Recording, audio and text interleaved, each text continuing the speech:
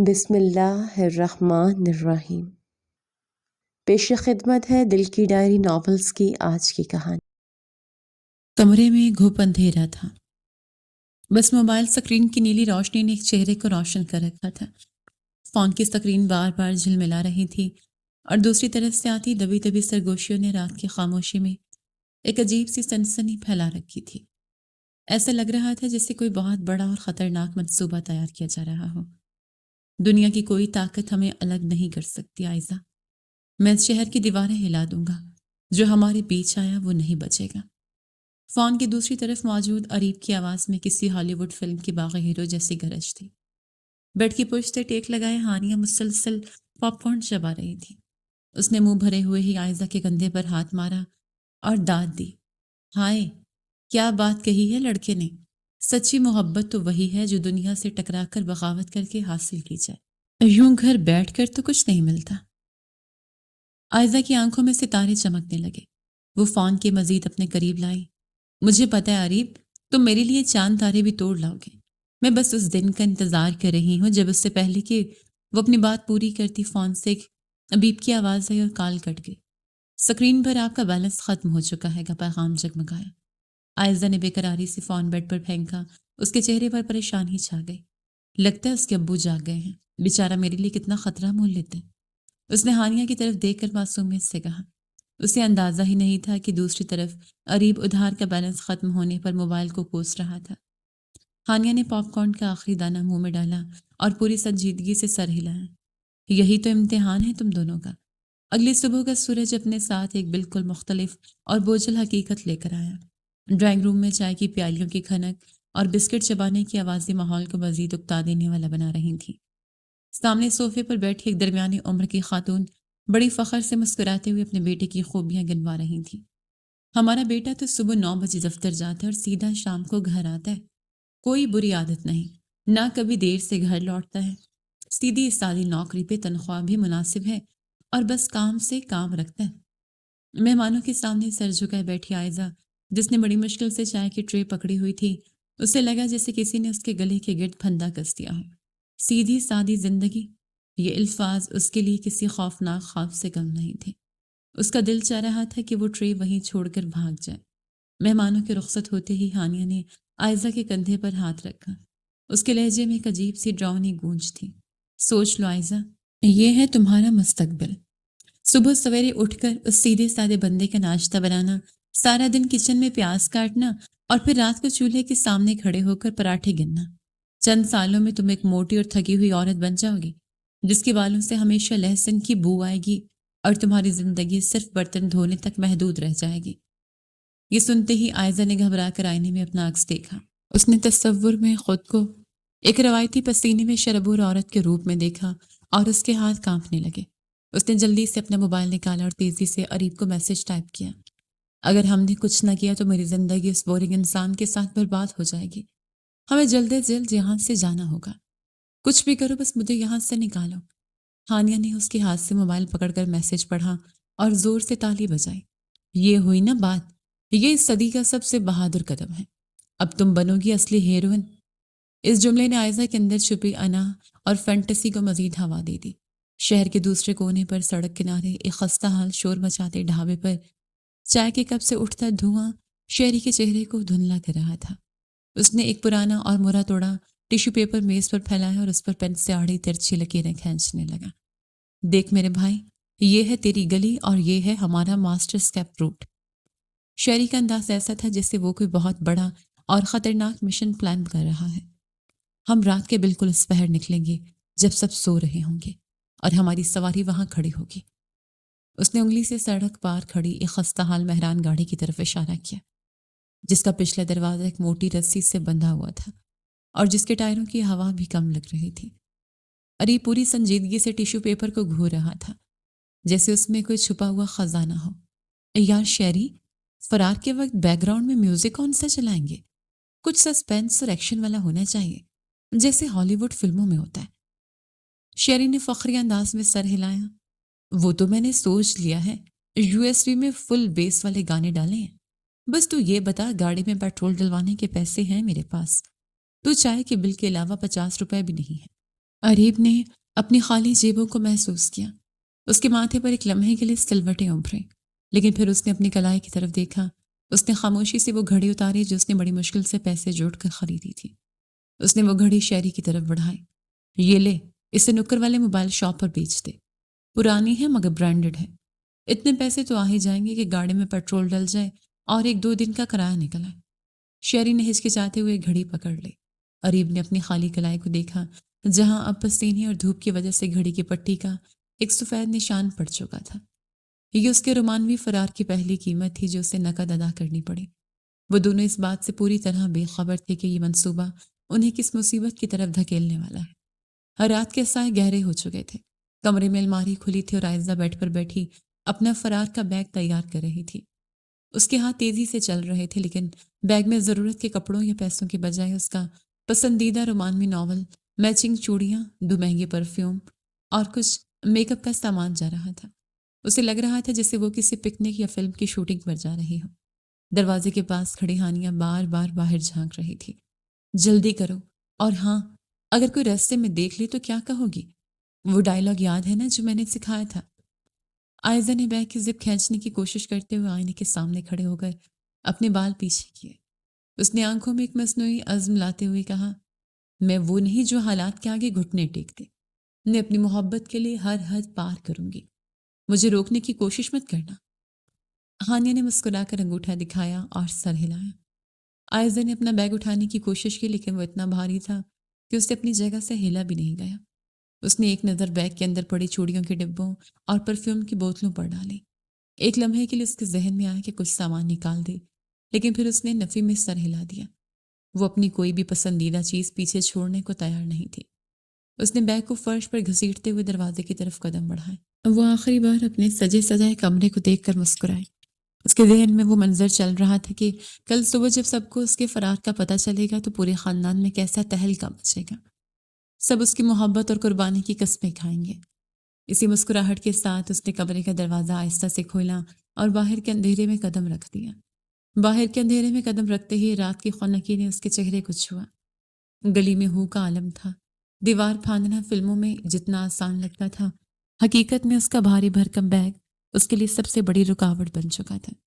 بمشکل بیگ کو دیوار کے اس پار پھینک کر جب اس نے خود چھلانگ لگائی تو باڑ کی ایک نکیلی تار اس کے ریشمی دوپٹے میں الجھ گئی۔ ایک زوردار چڑچڑاہٹ کے ساتھ کپڑا پھٹنے کی آواز خاموش گلی میں گونجی۔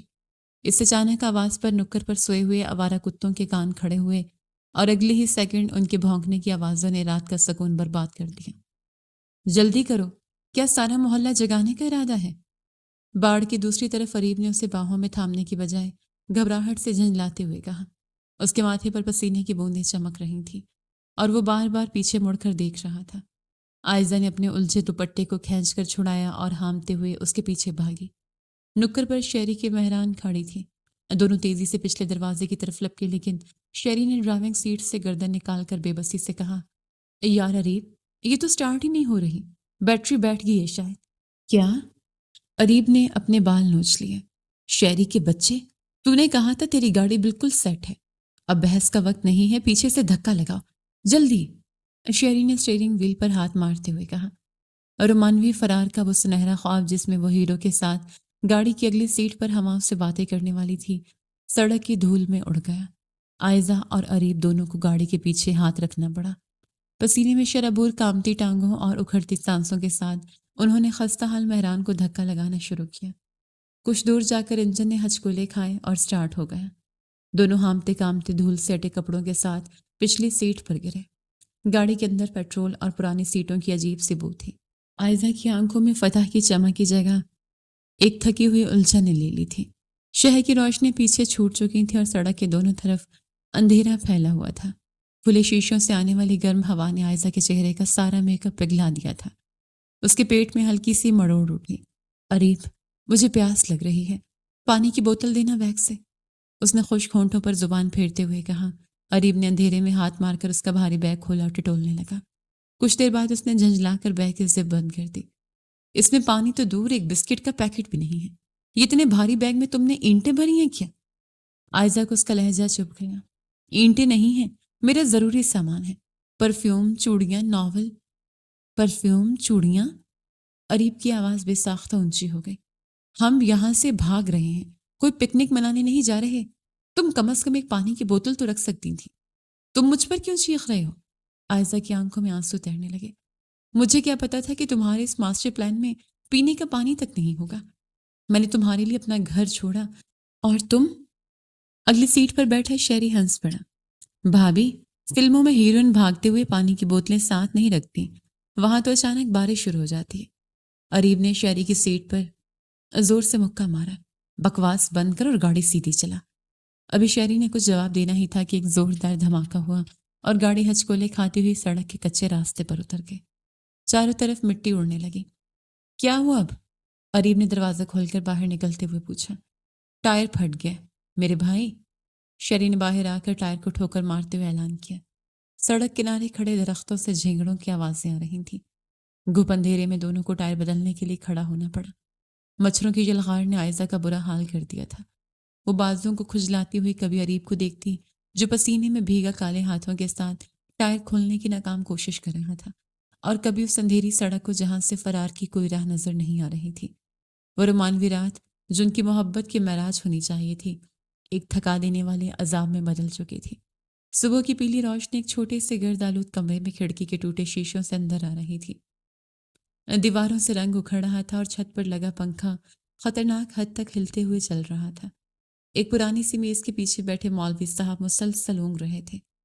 انہوں نے اپنی موٹے شیشوں والی اینک ناک پر ٹکائی اور رجسٹر پر جھک گئے۔ نام کیا بتایا؟ عجیب، اور دلہن کا نام عائزہ؟ ان کے منہ سے نکلنے والا غلط تلفظ ماحول کی سنجیدگی کو مزید ختم کر رہا تھا۔ نہ کوئی بیک گراؤنڈ میوزک، نہ پھول، نہ کوئی مبارکباد دینے والا۔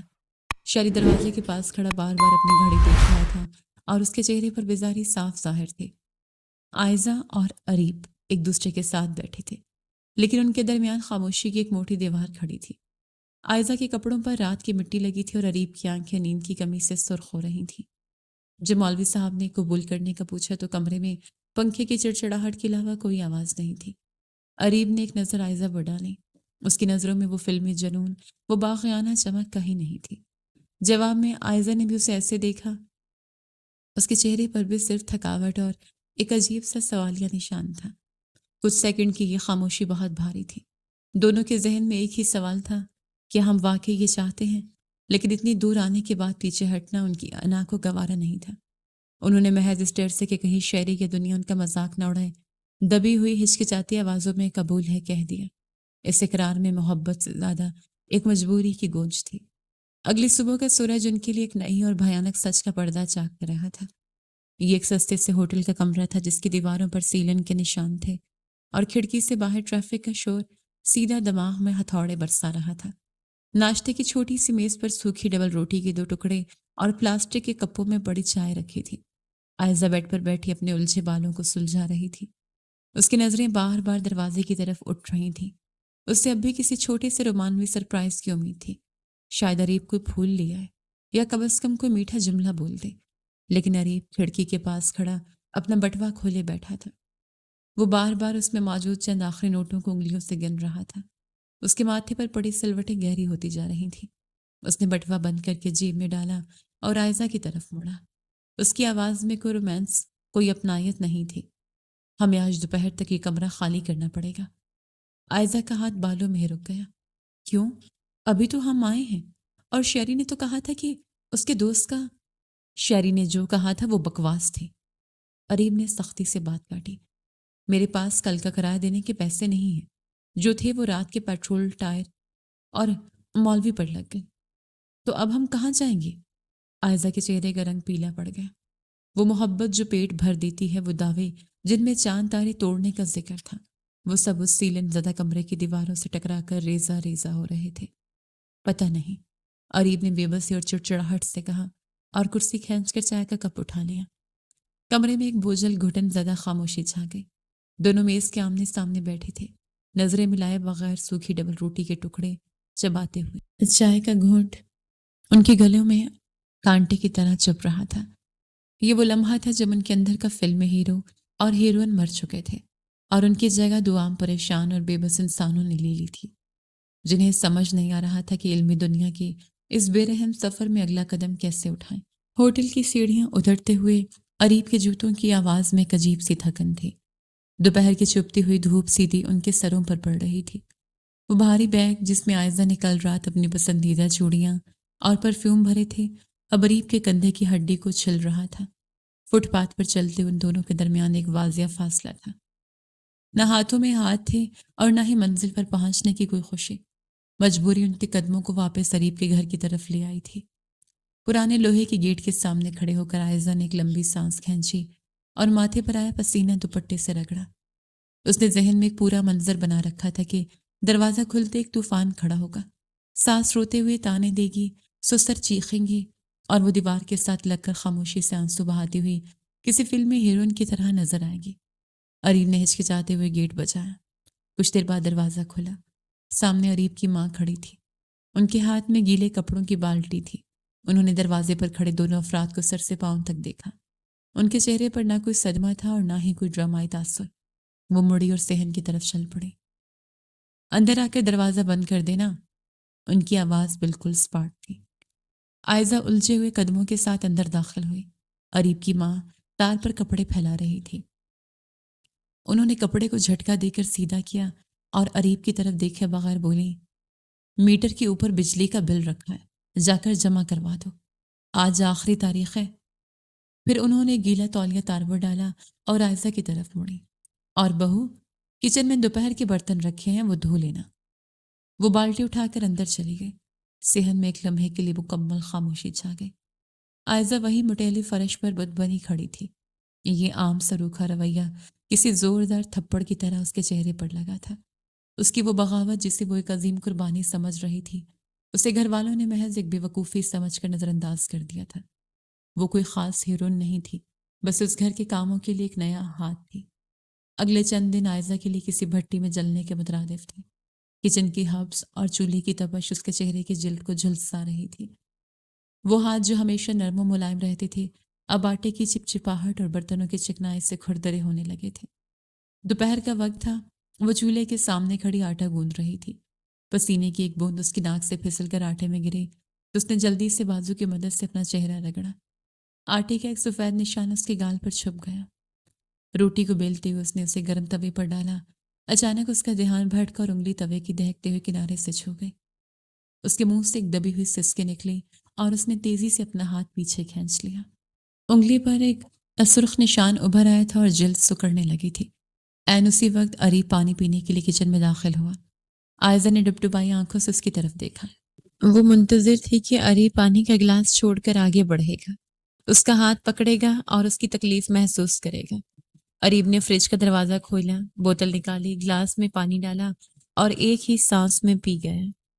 اس نے گلاس شیلف پر رکھا اور عائزہ کی جلی ہوئی انگلی پر ایک سرسری سی نظر ڈالی۔ جلدی سیکھ لو یہ سب کام۔ اس کی آواز کھردری تھی۔ ماں کے جوڑوں میں درد رہتا ہے، تمہیں ان کے کاموں میں ہاتھ تو بٹانا پڑے گا۔ وہ بغیر کچھ اور کہے کچن سے باہر نکل گیا۔ عائزہ کے ہاتھ سے چمٹا چھوٹ کر فرش پر گرا، جس کی تیز آواز کچن میں گونجی۔ اس نے کامتے ہاتھوں سے چولہا بند کیا اور سیدھی باتھ روم میں جا کر کنڈی لگا دی۔ اس نے پانی کا نل پوری طاقت سے کھولا تاکہ باہر اس کی آواز نہ جائے۔ وہ دیوار کے ساتھ ٹیک لگا کر فرش پر بیٹھ گئی۔ اس نے اپنے دونوں ہاتھ چہرے پر رکھ لیے۔ آئینے میں اس کا عکس دھندلا رہا تھا۔ آنکھوں کے گرد گڑھے پڑ چکے تھے اور چہرے کی ساری رونق غائب تھی۔ اس نے جس آزادی اور محبت کے لیے اپنا گھر چھوڑا تھا، وہ اب ایک تنگ اور تاریک قید خانے کی شکل اختیار کر چکی تھی۔ مسلسل خاموشی اور نظر انداز کی جانے نے اس کا سانس لینا محال کر دیا تھا۔ ایک دن وہ دوپٹہ اوڑھ کر خاموشی سے گھر سے نکلی اور اپنے پرانے محلے کی طرف چل پڑی۔ قدم قدم پر اس کی دھڑکن تیز ہو رہی تھی۔ اسے یقین تھا کہ جب وہ اپنے گھر کی دہلیز پر پہنچے گی تو اس کے ماں باپ کا دل پگھل جائے گا۔ وہ اسے دیکھتے ہی گلے لگا لیں گے اور اسے واپس اس کے کمرے میں لے جائیں گے۔ ڈرتے ڈرتے اس نے اپنے گھر کا کال بیل بجائی۔ کچھ دیر بعد اندر سے قدموں کی آہٹ آئی۔ پرانی ملازمہ نے دروازہ کھولا اور سامنے عائزہ کو دیکھ کر اس کے ہاتھ سے صفائی والا کپڑا چھوٹ کر فرش پر گر گیا۔ عائزہ اس کی حیرت کو نظر انداز کرتے ہوئے سیدھی ڈرائنگ روم کی طرف بڑھ گئی۔ کمرے میں اے سی کی ٹھنڈی ہوا چل رہی تھی۔ سامنے صوفے پر اس کے والد بیٹھے اخبار پڑھ رہے تھے۔ قدموں کی آہٹ پر انہوں نے اخبار ذرا سا نیچے کیا۔ عائزہ کے ہونٹ کام پہ۔ ابو؟ اس کے والد نے اسے دیکھا۔ ان کی آنکھوں میں نہ غصہ تھا، نہ کوئی شکوہ اور نہ ہی کوئی پیار، وہاں صرف ایک گہرا اور ٹھنڈا سناٹا تھا۔ انہوں نے خاموشی سے اخبار طے کیا، اسے شیشے کی میز پر رکھا، اپنی اینک اتاری اور اپنی جگہ سے اٹھ کھڑے ہوئے۔ وہ عائزہ کے بالکل پاس سے ایسے گزر کر کمرے سے باہر نکل گئے جیسے وہاں کوئی وجود ہی نہ ہو۔ ان کے قدموں کی دور ہوتی آواز اور یہ مکمل خاموشی عائزہ کے وجود پر کسی ہتھوڑے کی طرح لگی۔ اس کی ٹانگوں کی جان نکلنے لگی۔ تبھی اندر والے دروازے سے اس کی بڑی بہن کمرے میں داخل ہوئی۔ عائزہ نے نم آنکھوں کے ساتھ آگے بڑھ کر اسے گلے لگانا چاہا، لیکن بہن نے اپنا ہاتھ آگے کر کے اسے 2 قدم کے فاصلے پر ہی روک دیا۔ اس کے چہرے کی لکیریں سخت تھیں۔ جو عزت تم رات کے اندھیرے میں باڑ کے ساتھ لٹکا کر چلی گئی تھی عائزہ۔ بہن کی آواز میں کوئی لرزش نہیں تھی۔ وہ اب اس گھر میں واپس نہیں مل سکتی۔ جس دروازے سے آئے ہو وہ کھلا ہے۔ عائزہ کے گلے میں جیسے کانٹے چبھنے لگے۔ اس نے ایک نظر اس کمرے کو دیکھا جہاں اس نے اپنی زندگی کے بہترین سال گزارے تھے، اور پھر خاموشی سے پیچھے ہٹ گئی۔ وہ خالی آنکھوں اور بوجھل قدموں کے ساتھ اس گھر سے باہر نکل آئی۔ اس کے پیچھے لوہے کی گیٹ کے بند ہونے کی ایک بھاری آواز آئی، جس نے اس پر واپسی کے تمام راستے ہمیشہ کے لیے بند کر دیے۔ دوسری جانب شہر کی تپتی ہوئی سڑکوں پر اریب کے پرانے جوتے مزید گھس چکے تھے۔ وہ بغل میں خاکی رنگی فائل دبائے مختلف دفتروں کی سیڑھیاں چڑھ اور اتر رہا تھا۔ اس کی قمیض پسینے سے پشت پر چپک چکی تھی اور چہرے پر گرز جمی تھی۔ ہر دفتر کے استقبالیے سے ملنے والے ایک جیسے روکھے جوابات نے اس کے کندھے جھکا دیے تھے۔ کوئی اس کی ڈگری کے کاغذات دیکھنے کو تیار نہیں تھا، اور جہاں نوکری ملنے کی امید تھی وہاں کی تنخواہ اتنی کم تھی کہ اس سے 1 ہفتے کا خرچہ بھی نہ چلتا۔ دن بھر کی اس مارا ماری نے اس کے دماغ کے رگوں کو کھینچ کر رکھ دیا۔ شام ڈھلے جب وہ گھر لوٹا تو اس کے پیروں میں شدید درد تھا۔ وہ کمرے کا دروازہ دھکیل کر اندر داخل ہوا اور جوتے پاؤں سے نکال کر بیٹھ کے کونے پر گر سا گیا۔ عائزہ سارا دن کچن کی گرمی، ساس کی خاموشی اور اپنے گھر سے ملنے والے دھکے کا بوجھ لیے بیٹھ کے دوسرے کونے پر بیٹھی تھی۔ اسے اس وقت اریب کے کاندھے اور تسلی کے چند الفاظ کی شدید ضرورت تھی۔ وہ چاہتی تھی کہ اریب اس کے پاس بیٹھے اور اس کی آنسو پونچھے۔ کہاں تھے تم سارا دن؟ عائزہ کی آواز میں شکوہ تھا۔ میں سارا دن اس بند کمرے میں اکیلی پڑی رہتی ہوں۔ تمہاری ماں مجھ سے سیدھے منہ بات نہیں کرتی، مجھے کاموں کے تانے دیتی ہیں، اور تم ہو کہ… عائزہ کے ہونٹ ابھی ہلے ہی تھے کہ اریب کے ہاتھ میں پکڑی خاکی فائل پوری طاقت سے سامنے پڑی لکڑی کی میز پر آ لگی۔ زوردار آواز کمرے میں گونجی، فائل کھلی اور کاغذ اڑ کر فرش پر بکھر گئے۔ اریب کی آنکھیں سرخ ہو رہی تھیں اور وہ گہری گہری سانسیں لے رہا تھا۔ اس کے ماتھے کی رگیں واضح طور پر ابھر آئی تھیں۔ میں کہاں تھا؟ اس کی آواز پھٹی ہوئی اور اونچی تھی۔ میں سڑکوں پر جوتے گھسا رہا تھا عائزہ، لوگوں کے دفتروں میں جا کر منتیں کر رہا تھا کہ کوئی معمولی سی نوکری ہی دے دے تاکہ اس گھر کا خرچہ چل سکے، اور تمہیں یہاں بیٹھے بیٹھے رومانوی توجہ چاہیے۔ عائزہ بھی اپنی جگہ سے کھڑی ہو گئی۔ اس کی مٹھیاں بھینچ گئیں۔ میں نے اپنا ہنستا بستا گھر چھوڑا ہے تمہارے لیے۔ آج میرے باپ نے مجھے پہچاننے سے انکار کر دیا، میری بہن نے مجھے دھکے دے کر نکالا ہے، اور تم مجھے کہہ رہے ہو کہ میں رومانوی توجہ مانگ رہی ہوں۔ تو کس نے کہا تھا اپنا گھر چھوڑنے کو؟ کس نے کہا تھا میرے ساتھ بھاگنے کو؟ اریب کے منہ سے وہ الفاظ نکل گئے جو زہر بن کر ہوا میں گھل گئے۔ کمرے میں یکدم ایک خوفناک سناٹا چھا گیا۔ دیوار پر لگی گھڑی کے ٹک ٹک اور پنکھے کی چڑچڑاہٹ کے علاوہ وہاں کوئی آواز نہیں تھی۔ دونوں ایک دوسرے کو ایسے دیکھ رہے تھے جیسے پہلی بار ملے۔ عائزہ کے گال ابھر بہتے آنسو وہیں رک گئے۔ ان دونوں کے درمیان کھڑی یہ دراڑ اب اتنی چوڑی ہو چکی تھی کہ انہیں صاف نظر آنے لگا تھا کہ انہوں نے ایک دوسرے کے لیے اپنا سکون اور اپنی زندگی تباہ کر لی ہے۔ وہ محبت جس کے گیت گاتے وہ نہیں تھکتے تھے اب ان کے گلے کی ہڈی بن چکی تھی۔ رات بہت گہری ہو چکی تھی۔ کمرے کی اکلوتی کھڑکی سے اسٹریٹ لائٹ کی پیلی روشنی چھن کر بیڈ کے ایک حصے پر پڑ رہی تھی۔ عائزہ بیڈ کی پائنتے پر گھٹنے سینے سے لگائے گمسم بیٹھی تھی۔ اس کی نظریں اپنی گود میں رکھے ہاتھوں پر جمی تھیں۔ ان انگلیوں پر اب کسی مہنگے پرفیوم یا لوشن کی خوشبو نہیں تھی، بلکہ برتن دھونے والے صابن کی بسان رچ بس گئی تھی۔ انگوٹھے کے پاس کی جلد کٹ پھٹ رہی تھی اور شہادت کی انگلی پر توے سے جلنے والا نشان اب کالا پڑنے لگا تھا۔ اس نے سرہانے پڑا اپنا موبائل اٹھایا اور سکرین ان لاک کی۔ گیلری میں موجود ایک پرانی تصویر سامنے تھی۔ تصویر میں اس کے ہاتھ مہندی سے سجے تھے، کلائیوں میں سرخ چوڑیاں تھیں اور ناخنوں پر چمکدار پالش لگی تھی۔ اس نے ایک نظر اس تصویر کو دی اور پھر اپنے کھردرے بے رونق ہاتھوں کو۔ اس کے گلے میں کوئی چیز سختی سے اٹکنے لگی۔ سامنے صوفے پر اریب کی پیٹھ اس کی طرف، اس کے ایک بازو نیچے لٹک رہا تھا اور کمرے کے سناٹے میں اس کی ہلکے خراٹوں کی آواز گونج رہی تھی۔ وہ گہری نیند میں تھا۔ اسے خبر ہی نہیں تھی کہ چند قدم کے فاصلے پر عائزہ کی آنکھوں سے گرنے والے پانی کے قطرے موبائل کی اسکرین پر گر کر تصویر کو دھندلا رہے ہیں۔ ایک ہی چھت کے نیچے، ایک ہی کمرے میں بند ہونے کے باوجود ان دونوں کے درمیان ایک لمبی اندیکھی مسافت آ چکی تھی۔ کوئی تکرار نہیں تھی، کوئی اونچی آواز نہیں تھی، بس ایک خاموش دم گھونٹ دینے والا پچھتاوا تھا جو دیمک کی طرح ان کے اندر سب کچھ کھوکھلا کر رہا تھا۔ یہ خاموش گھٹن اب لاوے کی طرح پکنے لگی تھی۔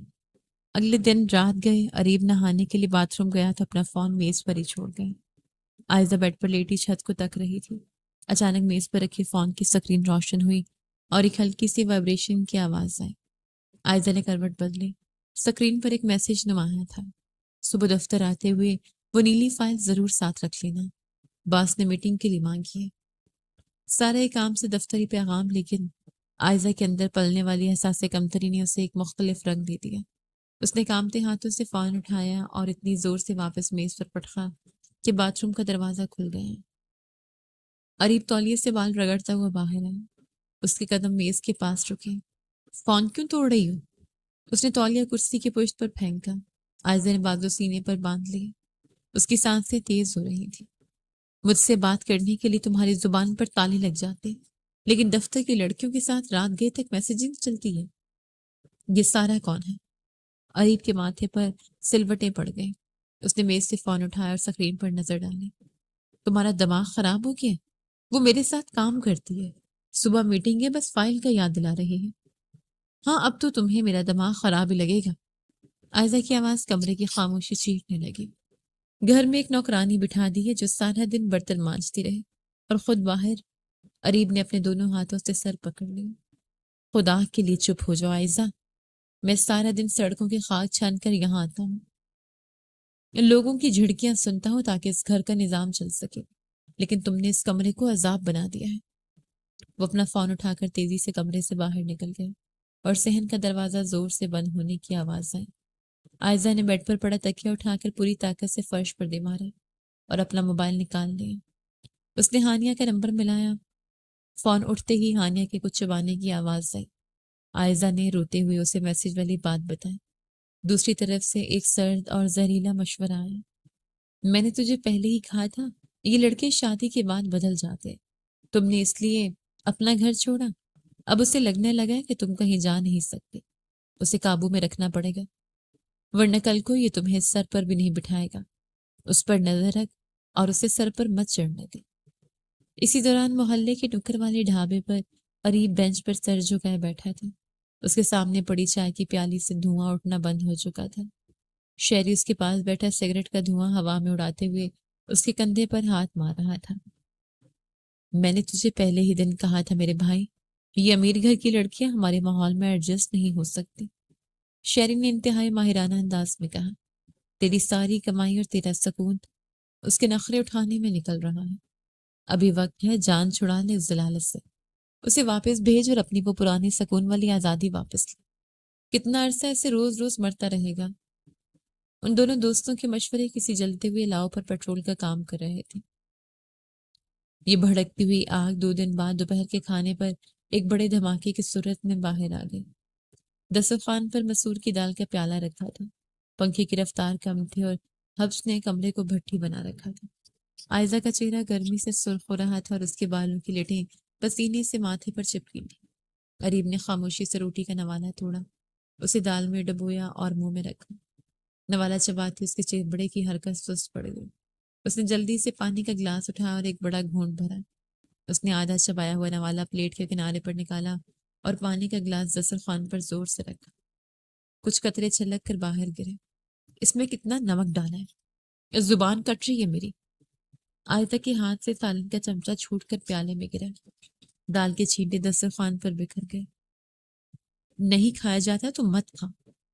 اس کی آواز گلے سے پھٹ کر نکلی۔ میں کوئی پیدائشی باورچن نہیں ہوں جو روز تمہارے لیے نت نئے پکوان تیار کروں، جتنا آتا ہے بنا دیتی ہوں۔ अरीब ने रोटी का टुकड़ा दस्तरखान पर फेंका। तुम्हें तो एक काम भी ढंग से नहीं आता। ना तुमसे घर संभलता है, ना तुम मेरी माँ के कामों में मदद कर सकती हो। तुमने मेरी जिंदगी का सारा सुकून छीन लिया। आयजा आयजा अपनी जगह से खड़ी हो गई। उसकी मुट्ठियां भींच गई। मैंने छीना है? मैं अपना एसी वाला कमरा छोड़कर इस हबस वाले घर में आई हूँ तुम्हारे लिए। मेरे माँ बाप ने मेरे लिए दरवाजे बंद कर दिए और तुम मुझे एक सालिन का ताना दे रहे हो। अरीब भी खड़ा हो गया। उसकी कुर्सी पीछे की तरफ गिरकर फर्श से टकराई। तुमने मुझे मजबूर किया था भागने के लिए। रोज रोज के तुम्हारे वो ड्रामे, वो फिल्मी बातें कि हम दुनिया से बगावत करेंगे। तुम खुद अपने घर की जिंदगी से उतार चुकी थी।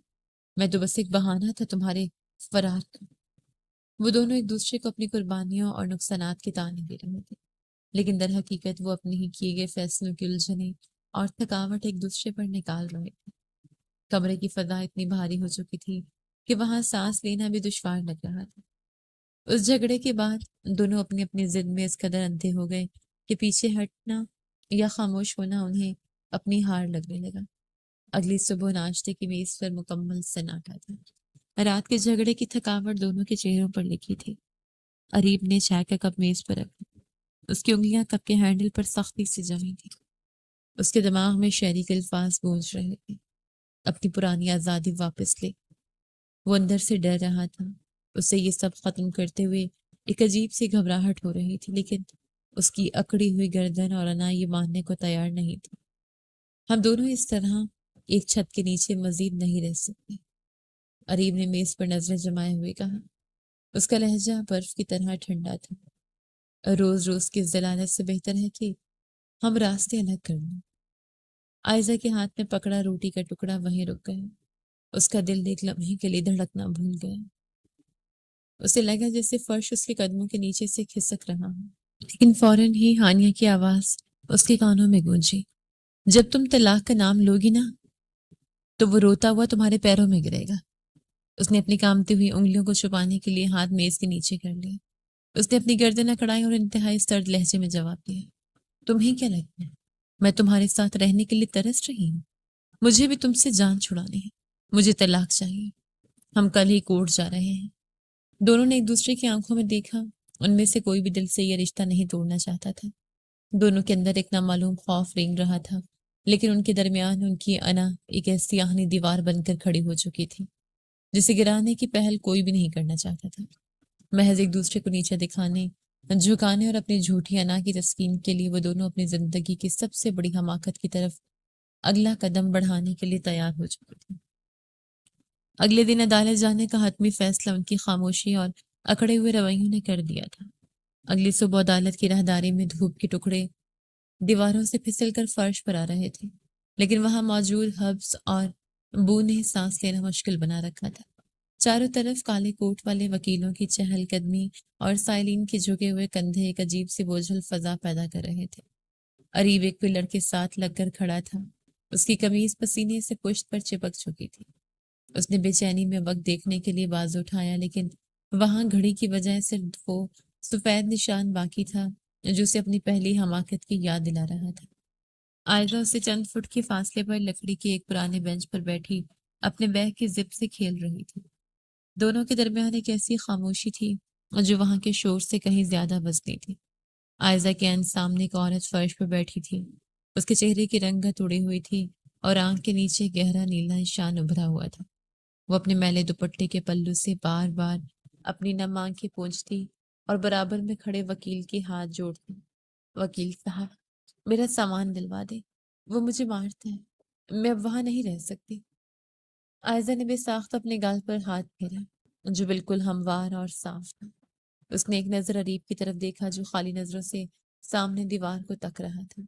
अरीब ने कभी उस पर आवाज तक ऊंची नहीं की थी, लेकिन आज वो दोनों भी उसी कतार में खड़े थे जहां ये सब दुख और महरूमियां खड़ी।